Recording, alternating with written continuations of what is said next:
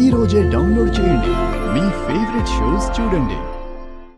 ఏంటండి, చంటి మీ కన్న బిడ్డే కదా? కాదు, రోడ్డు మీద దొరికితే తెచ్చింట్లో పెట్టుకున్నాను. ఏంటి ఇప్పుడు అలా మాట్లాడుతున్నారేంటండి? కన్న బిడ్డ చావు బతుకుల మధ్య ఉన్నాడు. మీరన్న మాటలకి బాధపడి తను ఇంతవరకు తెచ్చుకున్నాడు.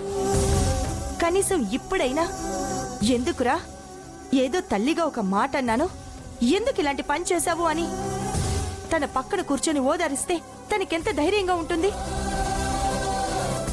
తనకి ఎంత ఓదార్పుగా ఉంటుంది. అది వదిలేసి ఇక్కడికొచ్చి బాడీ షేమింగ్ చేస్తూ మాట్లాడుతున్నారు. అంటే ఏంటి, నేనొక మూర్ఖురాల్లా కనిపిస్తున్నానా? అవునో కాదో మీకే తెలియాలి. బిడ్డలు లేని వాళ్ళకి తెలుస్తుందండి బిడ్డల విలువేంటో. హే, హాపవే. పిల్లల గురించి వాళ్ళ విలువల గురించి నువ్వే చెప్పాలి నాకు. ఏం తెలిసే బిడ్డల విలువ నీకు? ఏం తెలుసు వాళ్ళ ప్రాబ్లమ్స్ గురించి? గొడ్రాలివి నువ్వు.